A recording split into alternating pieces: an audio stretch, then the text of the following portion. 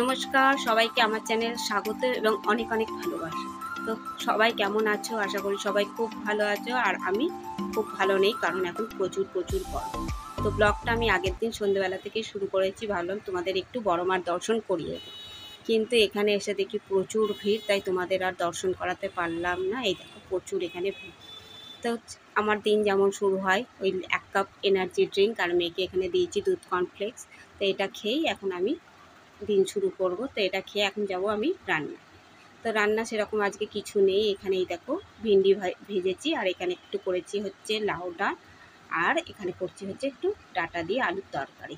তো যেহেতু আজকে শনিবার নিরামিষ, তাই জন্য বেশি কিছু করব না, তো পরে পাঁপড় ভেজে নেব।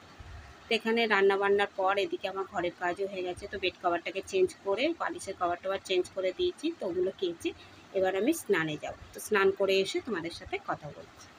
তো স্নান করে চলে এসেছি, আর এখানে দেখো আমি ফ্রিজে আম কেটে রেখে দিয়েছিলাম। আর ফ্রিজে দেখবে আম কেটে রেখে দিলে ঠান্ডা ঠান্ডা আম খেতে কিন্তু খুবই ভালো লাগে। আর এমনিতে আমি প্রচুর আম খেতে ভালোবাসি, মানে আমাকে যত আম দেবে আমি ততই আম খেতে, মানে আমার আমের না নেই। আমি পুরোপুরি বলতে পারো আমি পুরো ম্যাঙ্গো লাভার। আর প্রথমে আমার শ্বশুরবাড়ির লোকেরা সেরকম আম খায় না, মানে ওরা পছন্দই করে না। আর আমার মেয়েও আগে কিন্তু আম খেত না, কিন্তু আমি এইভাবে আস্তে আস্তে এরকম করে পিস করে করে খাই এখন ওর অভ্যাস হয়ে গেছে, ও এখন আম খেতে খুব ভালোবাসে। আর আমার মনে হয় এক টুকরো আম খেয়ে এমন মনে হয় যে আমি মনে হচ্ছে কোথায় আম খেয়ে লীন হয়ে যাচ্ছি, এরকম একটা ফিল আসে। মানে আম কি বলবো, আমি একটা আম হচ্ছে মনে হয় অমৃত, মানে যতদিন এই আগস্ট পর্যন্ত আম পাওয়া যাবে, তো মানে আমি ততদিনই আম খাবো। আর আম, দই, আম লস্যি, মানে সবই আম দিয়ে খেতে ভালো লাগে। তো সে যাই হোক, তোমরাও হয়তো অনেকে পছন্দ করো, তো যারা যারা আম খেতে পছন্দ করো আমাকে জানিও। তো এখানে মেয়েকেও দিচ্ছি, দেখো কেমন ভালোবেসে ও কিন্তু আমটা খাচ্ছে। আমি আর ও কিন্তু খুব ভালোবেসেই আমটা খাচ্ছি। আর এখানে দেখো আমার দুপুরে এখন সব খাওয়া দাওয়া হয়ে গেছে, তো কাজকর্মও হয়ে গেছে। আর বললাম তোমাদের আমার আম দিয়ে সব কিছুই খেতে ভালোবাসে। এ দেখো তোমাদের দেখায়, এটা হচ্ছে আম দই। এটাও খেতে কিন্তু দুর্দান্ত লাগে, এই গরমের সময় এটা পাওয়া যায়। তো এখানে আমি তারপরে মেয়েকে নিয়ে বিকেলবেলা চলে এসেছি, ও এসছে ক্যারাটে ক্লাসে। আর এখানে এসে দেখি সেরকম এখনও পর্যন্ত কেউ আসেনি, স্যারও আসেনি। তো এসেছে এখানে দুজন, ওরা ওদিকে ড্রেসটা চেঞ্জ করছে। আর ও কিন্তু এখন ড্রেস পরে আসে না, কারণ ক্যারাটের ড্রেস ভীষণই মোটা হয়। আর এখন এত গরম পড়েছে যে পুরো ভিজে চান করে যাবে ওই ড্রেস পরে যদি প্র্যাকটিস করে। তো ও ট্র্যাকস্যুট গেঞ্জি পরেই এখানে প্র্যাকটিস করে। তো ওকে দিয়ে আমি এখানে চলে এসেছি গঙ্গার ধারে। আর এখানে একটা অদ্ভুত ফিলিংস হচ্ছে, একটা অদ্ভুত ভালো লাগা মানে কাজ করছে।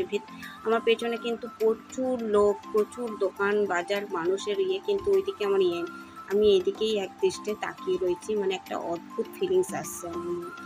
এত ভালো লাগছে এখানে দাঁড়িয়ে।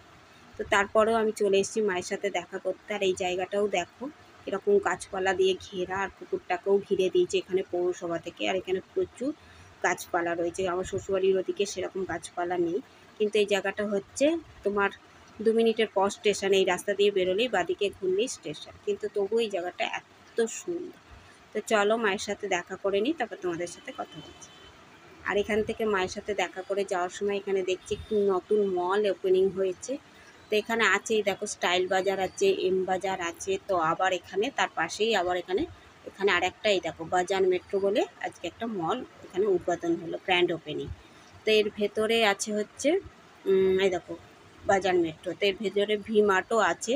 তো বাজার মেট্রোটা আমি ঢুকলাম না, অন্য একদিন এই ব্লগটা তোমাদের সাথে শেয়ার করব। আর এখন নয়াদিতে প্রচুর মল হচ্ছে, দেখো স্টাইল বাজার, এম বাজার, আবার এখানে হলো বাজার মেট্রো, ভি মার্ট।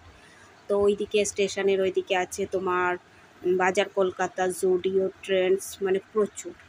তা আমি এখানে চলে এসেছি দোকানে কিছু মাল নেব। আর এখানে দোকানে প্রচুর ভিড় ছিল। তো এখানে আমার সব জিনিসপত্র কিনে আমি বাড়িও চলে এসেছি। আর এসে দেখছি আমি কোনো জিনিস এখানে ভুলে গেছি কিনা, কারণ এখানে আমার ওটস, কর্নফ্লেক্স এগুলো সব পুড়িয়ে এসেছিলো। আর তোমাদের দাদা অনেকটা রাত্রিরে আসে, তখন সেরকম কিছু কেনাকাটা করতে পারে না। তা আমি এখানে নিয়ে এসেছি। আর ওখানে দোকানে প্রচুর ভিড় ছিল, তো অনেকটা দেরিও হয়ে গেছিলো। তো এখন আমি যাব হচ্ছে রান্না করতে। তো আজকের ব্লগটা আমি এখানেই শেষ করলাম। তো তোমাদের কেমন লাগলো অবশ্যই আমাকে কমেন্টে জানাবে। আর ভালো লাগলে একটা লাইক কমেন্ট করে দেবে।